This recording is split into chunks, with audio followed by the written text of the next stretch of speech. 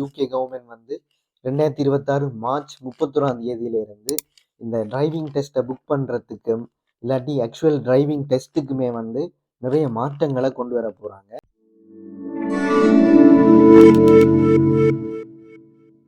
இந்த தகவல்கள் எல்லாத்தையுமே gov.uk என்ற அங்கீகரிக்கப்பட்ட வெப்சைட்ல இருந்து தான் உங்களுக்கு நான் சொல்றேன். அதனால இப்படியான நம்பகத்தன்மையான தகவல்களை தெரிஞ்சு கொள்றதுக்கு கணன் சேனலை மறக்காம சப்ஸ்கிரைப் பண்ணுங்க. இந்த வீடியோக்கும் ஒரு லைக் பண்ணிடுங்க. முதலாவது டிரைவிங் டெஸ்ட் புக்கிங்ல வரப்போற மாற்றங்களை பற்றி பார்ப்போம். இவ்வளவு நாளும் நீங்களோ அல்லது உங்களோட இன்ஸ்ட்ரக்டரோ உங்களுக்குரிய டெஸ்ட்டை புக் பண்ணலாம், இல்லாட்டி அதுல மாற்றங்களை செய்யலாம். ஆனா ஸ்ப்ரிங் 2026ல இருந்து டெஸ்ட் புக் பண்றதா இருக்கட்டும், இல்லாட்டி அதுங்க டேட்ஸையோ இடத்தையோ சேஞ்ச் பண்றதா இருக்கட்டும், அதை அந்த காரோட பழகிறாள், அதாவது லேர்னர் தான் செய்ய முடியும். இன்ஸ்ட்ரக்டரால் இந்த மாற்றங்களையோ புக்கிங்கையோ செய்ய முடியாது. இதுக்குரிய தெளிவான டேட் இன்னும் சொல்லப்படவில்லை. இருந்தாலும் ஸ்ப்ரிங் 2026 இந்த பிற்பகுதியில் இந்த மாற்றங்கள் கொண்டு வரப்படும். அடுத்த மாற்றம், நீங்கள் எவ்வளவு நாளும் உங்களோட டிரைவிங் தியரி இல்லாட்டி ப்ராக்டிக்கல் எக்ஸாமில் 6 தடவைகள் வரைக்கும் மாற்றங்களை செய்யலாம். இது டெஸ்ட் டேட்டாக இருக்கலாம், இல்லாட்டி டெஸ்ட் சென்டராக இருக்கலாம். இனிமேல் நீங்கள் 2 சேஞ்சஸை தான் இதில் செய்யலாம். நீங்கள் 2 தரம் டைம் சேஞ்ச் பண்ணலாம், நீங்கள் 2 தரம் இடத்தை சேஞ்ச் பண்ணலாம், இல்லாட்டி நீங்கள் ஒருக்கா இடத்தை சேஞ்ச் பண்ணலாம், இல்லாட்டி ஒருக்கா டைமை சேஞ்ச் பண்ணலாம். இந்த கம்பினேஷன் ஆஃப் போத் வந்து நீங்கள் 2 தடவை தான் செய்ய முடியும். இதுக்குரிய தெளிவான திகதியையும் அறிவிச்சிருக்கிறாங்க.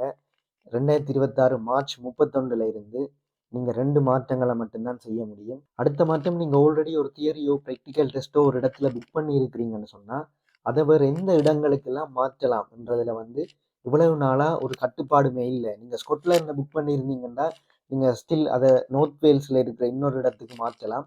ஆனால் இனிமேல் வந்து அதுக்குரிய வாய்ப்புகள் இல்லை. இதுவும் வந்து மட்டுப்படுத்தப்பட்டிருக்குது.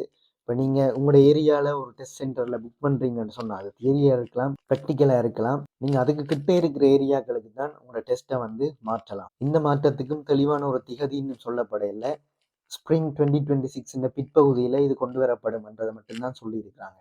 ஓகே, இப்போ நீங்கள் உண்மையாகவே ஒரு இடத்துலேருந்து கம்ப்ளீட்டாக வேறு ஒரு இடத்துக்கு வந்து உங்களோட டெஸ்ட்டை மாற்றணும், இல்லாட்டி 2 தடவைக்கு மேலே நீங்கள் ஒரு சேஞ்சை செய்யணும்னா என்ன செய்யலாம் என்று பார்த்தீங்கன்னா, நீங்கள் உங்களோட புக்கிங்கை கம்ப்ளீட்டாக கேன்சல் பண்ணிவிட்டு நீங்கள் புதுசாக ஒரு புக்கிங்கை தான் செய்ய வேண்டியிருக்கு.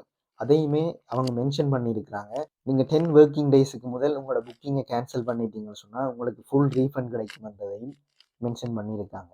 கணன் யூடியூப் சேனலையும் சப்ஸ்கிரைப் பண்ணிடுங்க. உடனடியாக தகவல்களை தெரிஞ்சு கொள்றதுக்கு கணன் இன்ஸ்டாகிராம், டிக்டாக், ஃபேஸ்புக் பேஜஸையும் வந்து ஃபாலோ பண்ணுங்க.